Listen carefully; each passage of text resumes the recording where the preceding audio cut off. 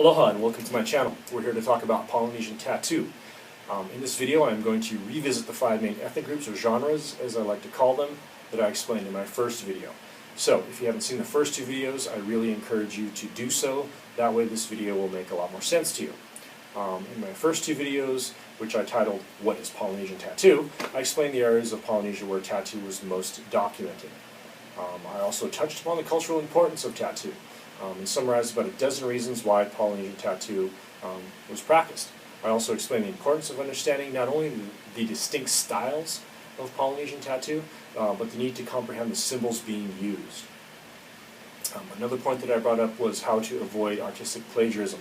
Now this is a very important thing to understand if you are intending to create Polynesian tattoo.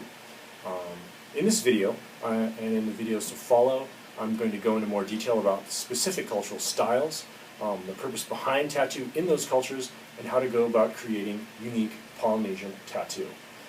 I will also explain some of the more common symbols and get around to showing you some of the less common ones. The reason that I'm revisiting the 5 ethnic regions is to give the artist a better understanding of the sometimes subtle differences between each respective genre and style. This is very important, because if you intend to create Polynesian tattoo, then you will need to understand the area of Polynesia where that particular style came from and why it was utilized. Polynesian tattoo is a very complex art form, and it is often misunderstood by most, even those here in Polynesia. My intention, again, is to explain what I have learned in my research as an author and tattoo artist here in Hawaii for the past 10 years.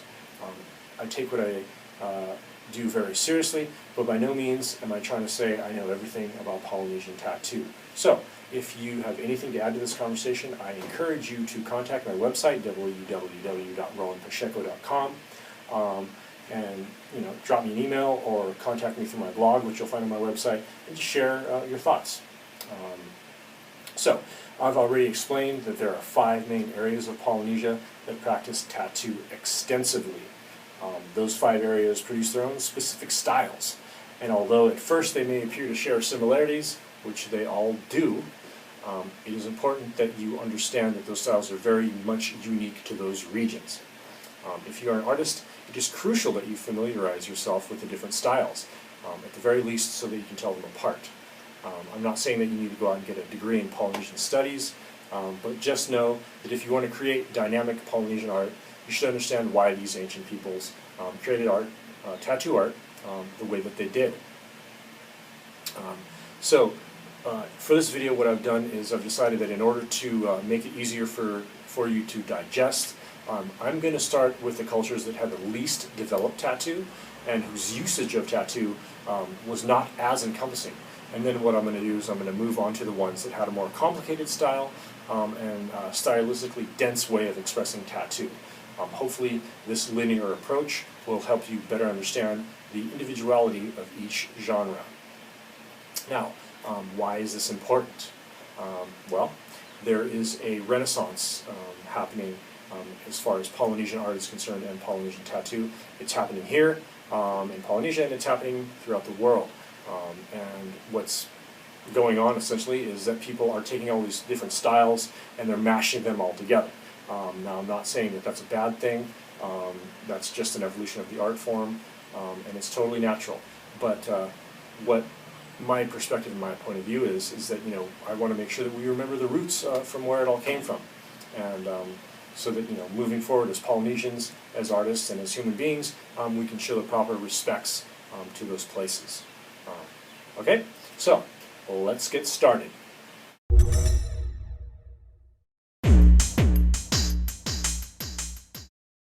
I'm going to start with the region of Hawaii.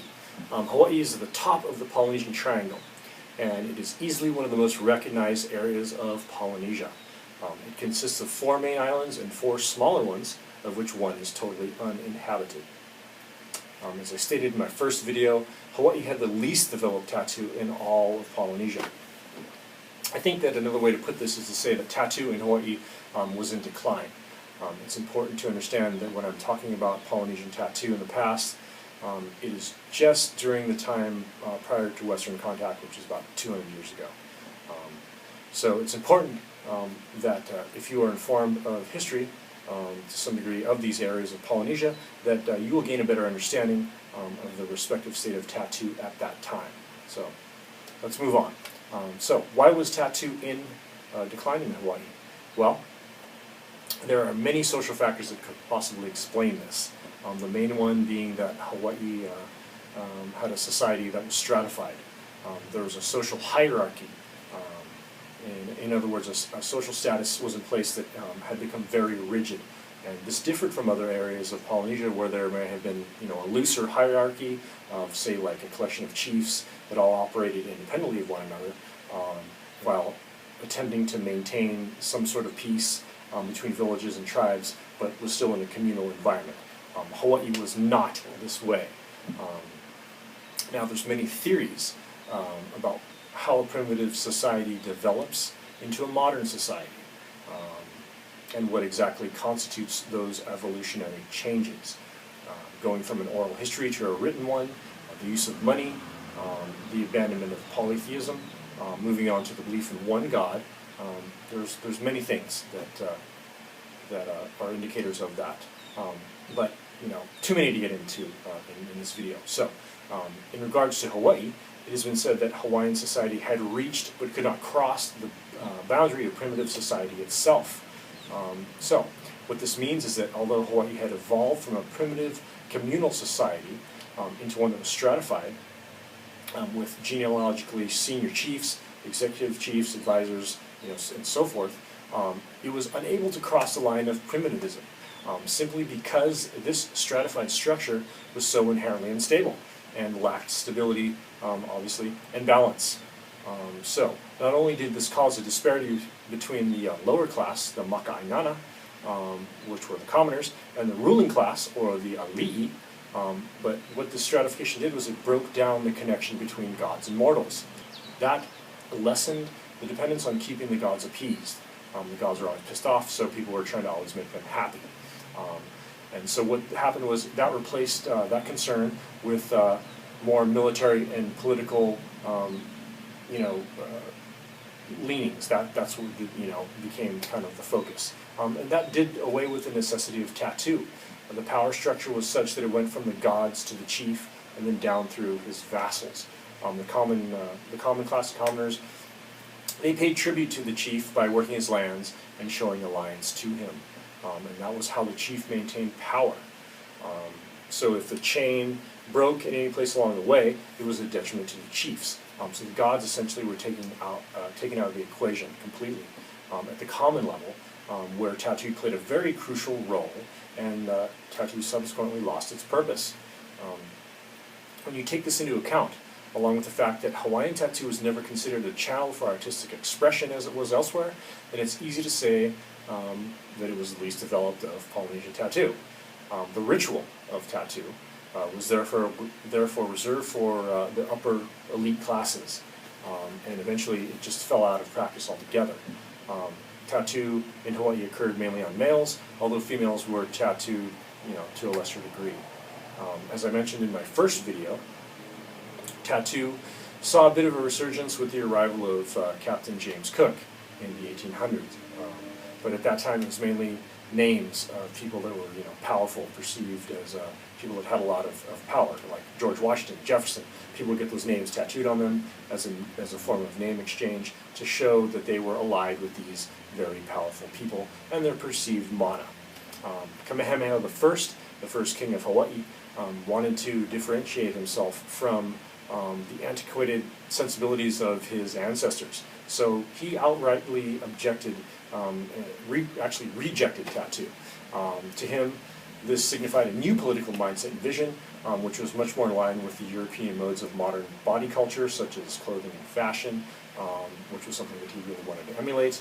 And this was a modern expression of privilege and exclusivity through consumption and commercialism, which was pretty much the path that he wanted to take. Now, this isn't to say that Hawaiian tattoo was non-existent.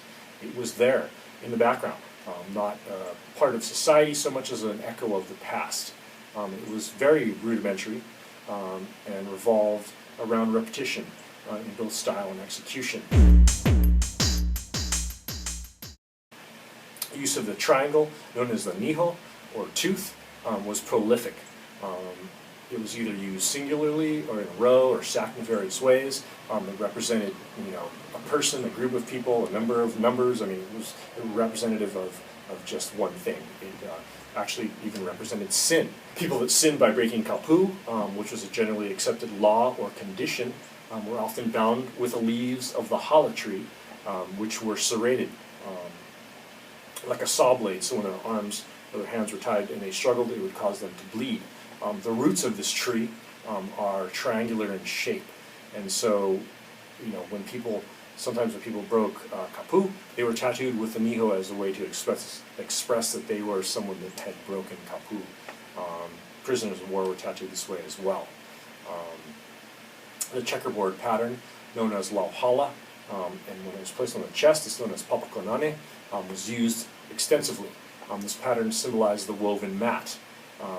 People used mats to sit on, families gathered and ate food there, and so it became analogous to family, and unity.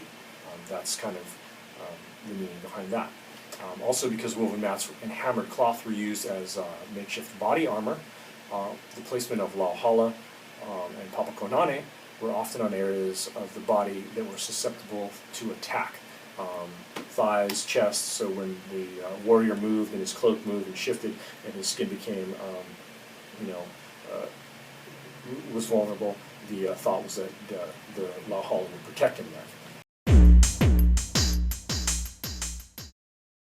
I tend to use Hawaiian tattoo motifs sparingly, unless I'm required to construct a complete Hawaiian piece. This is really because the rudimentary nature of the motifs lend themselves to better accentuating like a narrative construct of a tattoo as opposed to being the basis of a tattoo.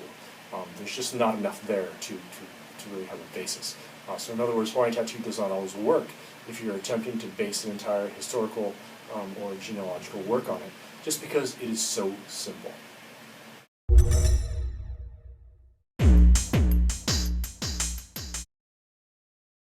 Tahiti is the largest island in French Polynesia. The island is divided into two regions, essentially an eastern section and a larger western section. It is part of the Society Island archipelago, which consists of over a dozen smaller islands that include Bora Bora and Moorea. It is the halfway point between the Marquesas and Samoa in the Polynesian Triangle. And although it is roughly 1,200 miles east-southeast of Samoa, these two regions shared little to no cultural exchange. Interestingly enough, though, Tahiti shared similarities of language with Hawaii, the Marquesas, and New Zealand. Now, Tahiti and Hawaii shared similar histories in regards to the practice of tattoo being phased out of society when Westerners began arriving in the late 1800s. And more importantly, both of the societies were stratified. But the shift in attitude towards tattoo in Tahiti had nothing to do with stratification as far as what it did had the impact in Hawaii. The attitude changed because the first king of Tahiti, Pomare I, had allied himself with the teachings of the English missionaries, and he had accepted Christianity. The missionaries, they declared tattoo forbidden, and so once Pomare and his chiefs began to accept this, tattoo ceased throughout the islands. The practice of tattoo was not protected as it was in Samoa. Prior to Western contact, tattoo was applied universally to both sexes. However, between 1770 and the early 19th century, tattoo significantly changed in Tahiti. That being said, by 1830 tattoo had begun to degenerate stylistically, and there was very much in decline both as a social practice and as a necessity of cosmological connectivity. The missionaries had impressed upon the people that tattoo was in fact a vicious pagan ritual, and this was eventually accepted. The missionaries' reasoning was that the people needed to see a part of their past die in order to move forward. They had to accept that as a necessity of a culture that was trying to move into becoming a modern society or civilization, so to speak. Now the missionaries had a tough time keeping people devout to a god that was intangible, fickle, and jealous. And it was during these explosions of kind of this anti-missionary agitation that tattoo really came back. Really small outbursts happened throughout Tahiti, rather, and it was really kind of in the face of these missionaries trying to impose their will upon the people. And really what adds to the tragic circumstance is that Tahitian cosmology was some of the most beautiful and complex of all of Polynesia. For example, they believed that man existed in a fragile bubble of light that had to be constantly preserved and fortified from the relentless and encompassing darkness of the Po, the area where the gods lived. They also believed that man was essentially a series of shells or wrappings based on respective familial qualities, ancestral qualities, that was enfolded in a divine primordial substance. This provided the basis for tattoo, acting as a component in the ritual of bringing the power of the gods into the world of the living, with the tattoo artist acting as a conduit. Blood was viewed as a divine sacredness, brought from the darkness of the Po into the world of the light, the Ao. The darkness of the ink used was a direct analog for the darkness of the Po. By piercing the flesh and then inserting, causing it to bleed and then inserting ink back into that space, this was considered a reciprocal act of divine intention. Yeah. So, what about their art? Well, like Hawaii, Tahiti, their tattoo art was in decline. Visual record was sparse. Even the missionaries, really had nothing to document. It was that fact, and because the population quickly embraced European sensibilities, Tahitian tattoo swiftly took on a diversity that was much greater than the rest of Polynesia. However, in spite of all this, although Tahitian tattoo was similar to other Polynesian cultures in terms of style and placement, it was markedly different in its lack of sophistication and execution. It was a lot like Hawaiian tattoo. Images of guns, fleur-de-lis, animals, textile patterns, stuff that they saw on Western clothing. It became part of their symbology of Tahitian tattoo. But it's also important to note that Tahitian culture involved many blood rites and rituals. I'm not going to really get into them there. I want to stick on point with tattoo.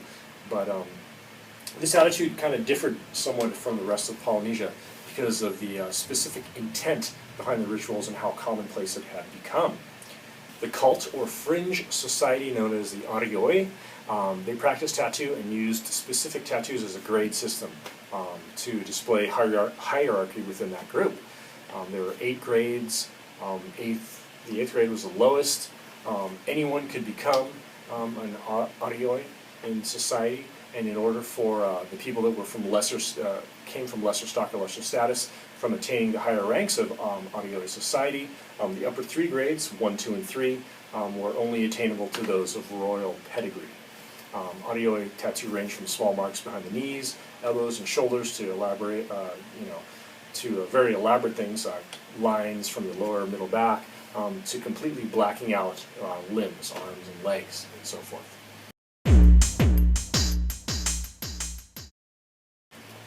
As you can see, Tahitian tattoo and Hawaiian tattoo were similar in their simplicity and in their execution.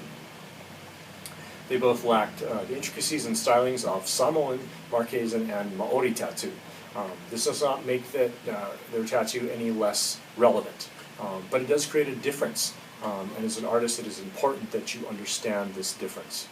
So let's take a look at some of their motifs. Here are some typical examples that reflect the tendency of Polynesian tattoo to be constructed as a mosaic. In other words, a picture made up of other pictures. These examples resemble a flower. They're round, so obviously flower comes to mind. But they consist of smaller images, and all of those images have their own individual meanings. One could also argue that these shapes could also reflect the sun, the moon, or any other celestial body as well. Now, it's also important to mention that in modern-day Tahiti, there are Marquesan artists there practicing kind of a hybridized, fusion of Tahitian and Marquesan tattoo. This is simply because there's much more traffic, there's much more people, visiting Tahiti than the Marquesas, so they're there, plying their trade, where it's a lot more busy and vibrant. As with almost all of the tattoo practice in Polynesia, the symbols used in Tahitian tattoo meant the same have the same meanings or similar meanings in Hawaiian tattoo. It's not to say that all the tattoo motifs were interchangeable. Again, this is art that's dictated by the perspective of a given artist.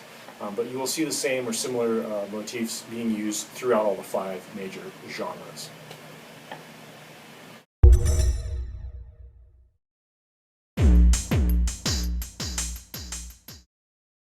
Okay, New Zealand. The home of the Maori is located at the base of the southwestern corner of the Polynesian Triangle. It consists of 2 main islands, referred to as the North Island and the South Island. Now when people think of Polynesian tattoo, the image of a Maori warrior with a full-face moko might spring to mind. It is this image, of wild eyes and spiral designs on the face that many associate with Polynesia, or at the very least the Polynesian warrior. Maori culture differed from their Polynesian cousins on many levels. Ancient Maori society was an open one in that genealogical hierarchy in regards to succession to chiefly office was not the basis of how this culture operated. Instead, chieftainship was legitimized through competitive exchange. What this means is that the larger show of generosity that one could display towards the people, the greater chance that that person had of attaining the higher chiefly status. Those that could not match another's display of generosity would be considered the weaker individual, and at that point one of them would be chosen to be chief over the other. Selection of ariki, or high chiefs, were made in light of military or political capabilities, although possessing genealogical credentials was respected in terms of the sanctity that it afforded. The ethno-history of the Maori people is one of escalating cycles of revenge taking. It's important to understand this because, like the Marquesans, this meant that Maori society was very turbulent. It was in a perpetual state of war, or at the very least in a state of unrest. This caused the Maori to take a different approach to their own cosmological beliefs, and they created a religious mindset, more or less, that accepted evil as an all-encompassing element of mortal existence from which there was no escape. This created an understanding that mortal imperfection was part of human existence. And that, in turn, created a mindset that was accepting of strife, that was a crucial facet of human existence, and that it should be embraced. So virtue, in terms of appeasing the gods in order to maintain one's divine connectivity, or in the sense of maintaining sanctity derived from pedigree, was regarded as a pointless endeavor. Man was a heroic victim, living a life of futility in the face of the almighty and relentless gods. Now, why am I telling you all this? Well, the moko was a symbol of defiance toward this inevitability, as well as a sign of accepting mortal imperfection. In such a strife-torn land, the moko was a mask of vengeance and vindictiveness. This was a society where hierarchy and political power had been shattered, fragmented. It was split apart. Strife was essentially reigning throughout the land. Maori men and women were both tattooed almost equally. The process of tattooing was done either with a multi-toothed comb made from animal or human bones, or with a chisel that subtracted flesh from the body. Female tattoo on the face and lips were done with a comb, and the men got the chisel. Not to say this is the rule, it just happened that way. The complete bluing of the female lips were also seen as a way of beautification. It has been proposed that Maori wood carving and moko developed simultaneously, and whatever the case may have been, it is undeniable that they are connected stylistically. So if you're looking for, inspiration from art, look to Maori wood carving. That's a great place to start. Like other Polynesian cultures, there exists a lack of meaning behind some of the Maori tattoo symbols. Again, like other Polynesian cultures. The Maori had no written language. So that being said, the culture was rich in symbolism and iconography, which can be found extensively on their wood carvings and in their mythology. The basis for much of the Maori tattoo is the koru, or unfurling fern head.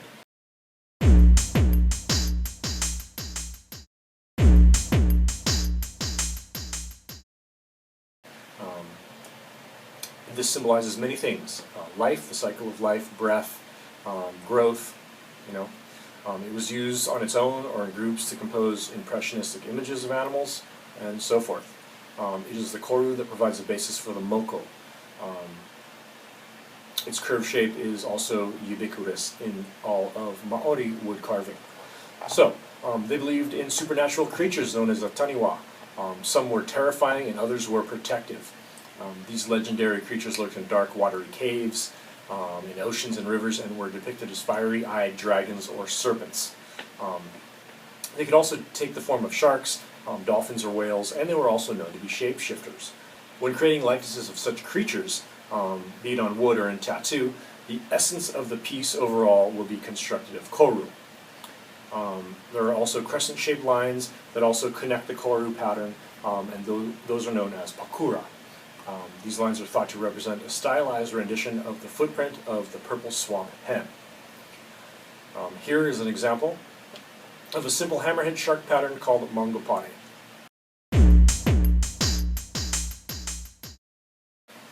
And here we have a more complicated humanoid creature, with a bird's head and a fish's tail, and this is known as the manaia.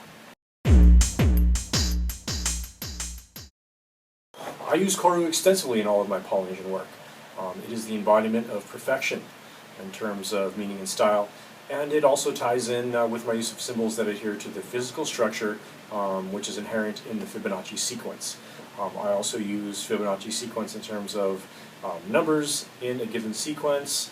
For example, 1, 1, 2, 3, 5, 8, 13, and so forth. I would group my symbols such as Niho to reflect that. So, 1, 1, 2, 3, groups of Niho.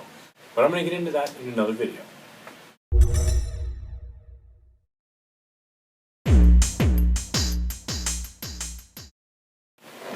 Okay, Samoa is roughly halfway between New Zealand and Hawaii, and is at the far eastern side of the Polynesian Triangle. Samoa holds the distinction of being the area where Polynesian tattoo began its refinement. Now, this statement is highly debatable, and depending on who you talk to, you will find differing opinions. But despite all of this, Samoa and Samoan tattoo is still regarded as the gateway by which the practice of tattoo was introduced to Polynesia. Now, what is important to understand is that it is believed that tattoo came to Tonga first via Fiji, and then made its way to Samoa. Tongan tattoo is similar to a certain degree to Samoan tattoo, but it lacks the intricacies and overall flow, utilizing much more areas of solid black. Tongan society was such that men were pressured to get tattooed often. Those that did not get tattooed often were considered cowardly, and they were ridiculed. Tongan men were often tattooed around the anus and on the penis, while Tongan women were tattooed only very lightly or not at all. There are some that have proposed that the Marquesas was the nexus of Polynesian culture, and that the subsequent cultures radiated outward from the Marquesas to populate the rest of Polynesia. It is also presumed that the practice of tattoo followed this path as well. Now, whatever you choose to believe, it should be said that here in Hawaii we consider the Marquesas as the old land, and the place where Hawaiian culture stemmed from. So, whether Polynesian tattoo started with Tonga via Fiji, or if it radiated from the Marquesas, we may never know. Food for thought. It is also important to mention that Samoan society was traditional. Stylistically, all of the regions of Polynesia that practice tattoo share similarities that would make them hard to distinguish from one another.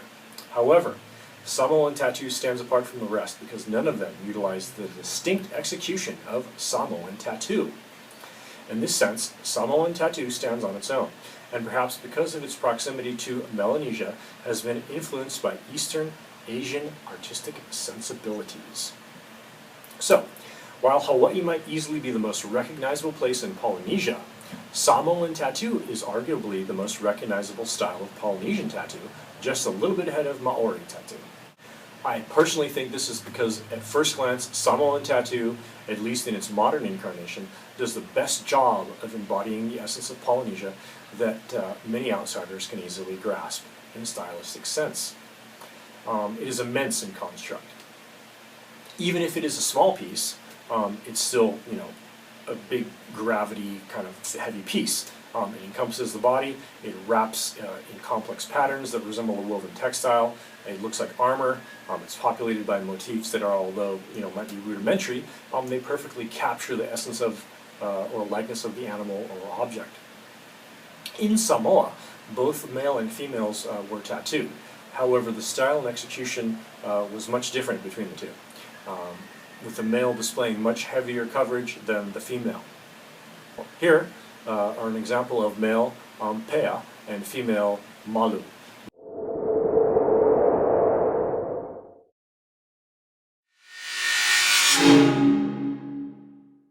It has been said that if one committed to the act of the pea and could not complete it from the sheer pain or showing any outward signs of emotion during the process, he would be outcast, his family name would be tarnished, and he would bring shame to his ancestors as well as subsequent offspring.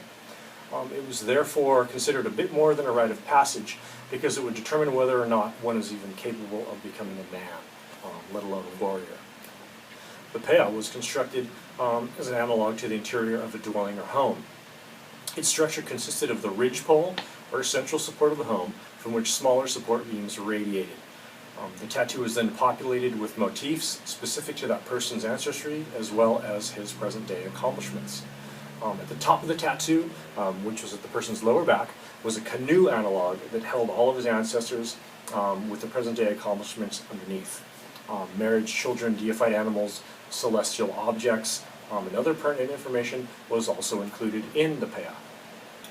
It has been put forth that the overall mosaic of the pea was meant to resemble a flying fox, which is a giant bat that was considered a delicacy and was only eaten by the nobility. The bat itself, in the tattoo analog, is hanging upside down. Its wings are folded with its head at the knee area. If you take a closer look at the construction in regards to the dwelling, and you can see kind of how that resembles the home structure, and if you look closer you can almost see the flying fox analog as well.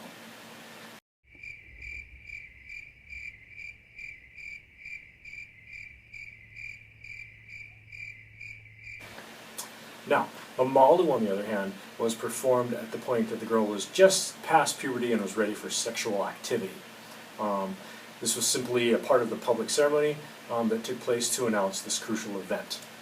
The malu is an overall tattoo covering the legs, but the name is also that of a symbol as well. So the meaning behind the diamond-shaped motif is protection. So you could consider the malu tattoo, the complete malu tattoo, could be considered an extension of this idea, but more elaborate as far as having motifs that speak of personal or familial alignments.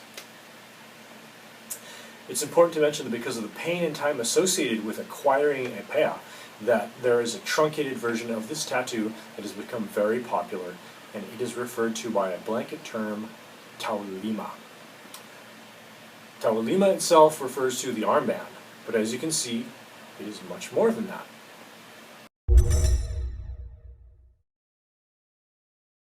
The style is becoming very popular in both Polynesia and elsewhere. It captures the drama and the gravity of the pea. It conveys the intent of wrapping in armor, and for all intents and purposes, it's strictly a male endeavor.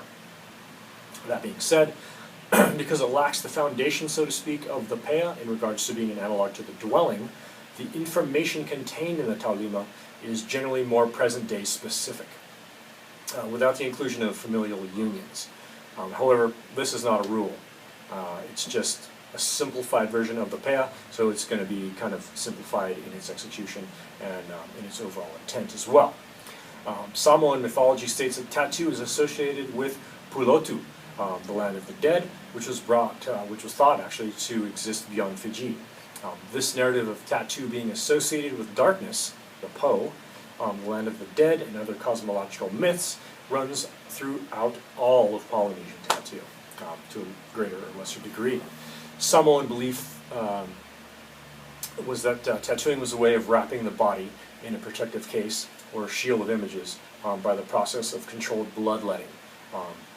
which was also in line with the rest of Polynesia. I had mentioned Tahiti, kind of along the same lines.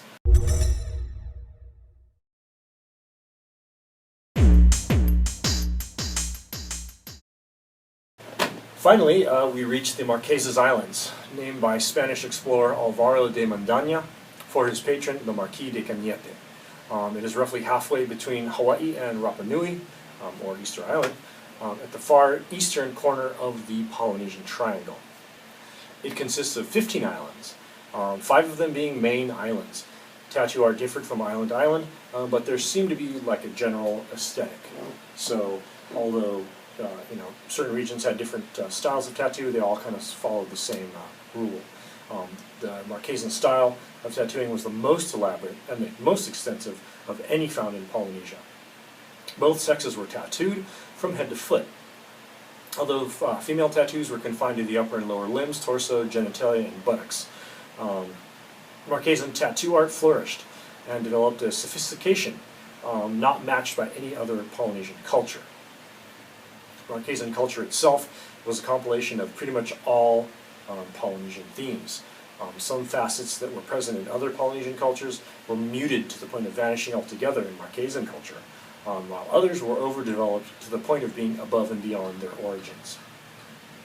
Marquesans were also known for their prowess with carving wood, stone, and bone. Now, Marquesan society was an open one. I've touched upon the 3 theoretical phases that primitive Polynesian societies went through in their evolutions. As I had mentioned at the beginning, Hawaii was a stratified society. The 3 phases, open, traditional, and stratified, did not follow a linear trajectory. In fact, it is believed that during the course of evolution of any particular society, falling in and out of these 3 phases was a natural condition of such an evolution. An open society is defined as one where genealogical seniority, tempered by political and military effectiveness, are allowed to govern status and political control. Again, the amount of backing that one had in regards to aligning the commoners to one side was as important as, and often to a greater degree, than simply having genealogical seniority.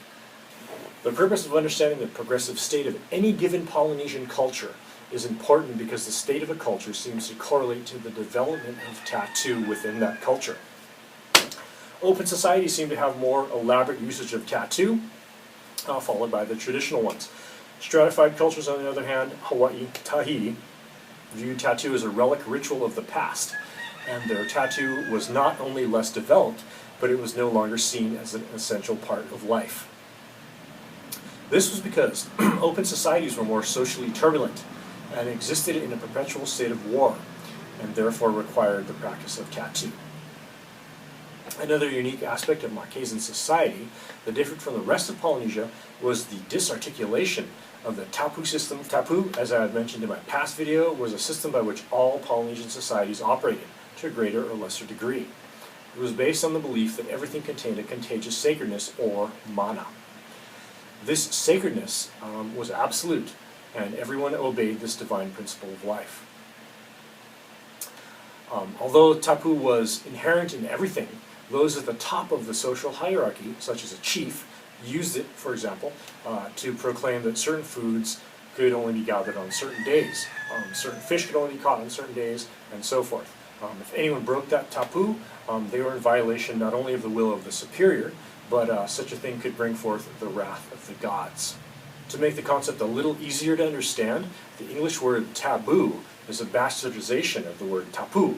It is also important to note that in Hawaii it is called kapu.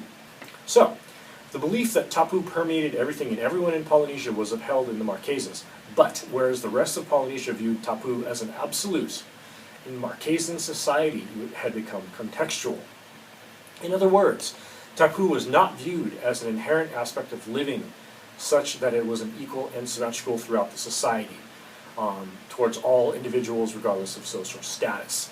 It was not this way, no. In fact, it was fragmented into a sacredness that was attached to particular attributes of people, objects, and activities. So, when an individual with a smaller amount or lesser level of this essence of mana came into contact with another that possessed more, it was subtractive to the latter person. Such contact was viewed more or less as a social leprosy. So the Marquesans really had to protect themselves from those individuals. The ones that were higher had to protect themselves from the ones that were of lower status. The Marquesans divided one's sacred content on a sociological level, meaning that the amount a person could possess was directly tied to one's place in society and the job that they performed. Now the Marquesans were a nation of specialists. Everyone had a very particular function that came with its own tapu restrictions. It had been recorded that there were close to 40 types of skilled professionals in Marquesan society, and that does not include specialists of lesser skills, fishermen, gatherers, and dependent people of the lower class. Again, why is this important to understand? Well, because this will give you insight into the society and the importance of tattoo as an extension of one's physical sense in regards to claiming ownership of objects. This is something that we take for granted nowadays, but it is important to understand that for the most part, ancient Polynesian societies were communal. This meant that an individual could not possess anything exclusively. If someone wanted your canoe or your mats or even your food, all they had to do was take it. There was no concept of possession because everything was up for grabs, even if someone wanted to become chief. And taking was not met with resistance, it was accepted. So by fragmenting tapu and allowing the individual to implement restrictions, one could monopolize their possessions and exclude those with lesser mana from benefiting from them. This was done by naming the object after themselves. A canoe, war club, bowl, mat, whatever one could possess would take the owner's name and therefore be off limits to anyone else but that person. You're still wondering what this has to do with tattoo? Well, naming an object was not all that one could do to proclaim ownership. Whatever objects that a person wanted to claim as theirs was decorated in the same tattoos that the owner wore. What this did was to create an extension of one's physical body, to the extent that if someone were to steal your canoe, for example, it would be regarded as them stealing a part of you, and you could actually punish them. You could kill them for this. I mean, this was capital punishment, crime of that level. So Marquesans also believed that the body was comprised of individual entities. Arms and legs were attached to the torso. Arms and legs were actually individual entities with their own loves and wants and desires and so forth. So that when you got tattooed on the arm, for example, the body did not possess the tattoo as much as the arm did, meaning that the arm itself was a being, and that when it was tattooed, the tattoos that it had would require them to have tattoos as well. So, to recap, the arm is tattooed, but it really is its own individual being with its own tendencies and desires, and therefore that tattoo needed to have tattoo on itself in order to be complete.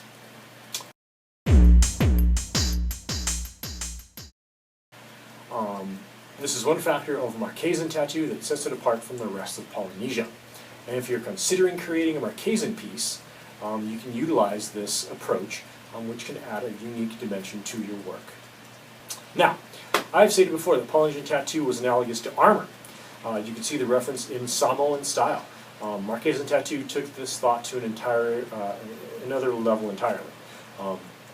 A full body suit, the process of which took upwards of 40 years to complete, appears with all of its articulated segments, which are referred to as paka, like a suit of armor. It's it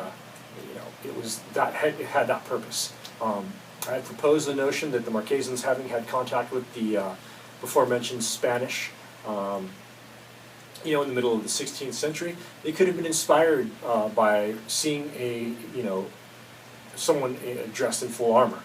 A soldier dressed in full armor would certainly be a bewitching sight to an ancient Polynesian. But whatever the cause of their inspiration, it could have likely came from nature itself.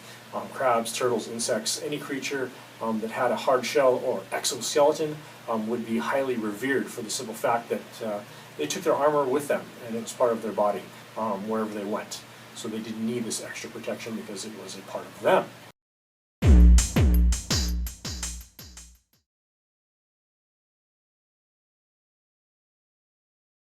Marquesan females were tattooed at a very early age so that they could prepare and gather food without affecting the mana inherent in the plant or animal. These tattoos were generally found on the hands.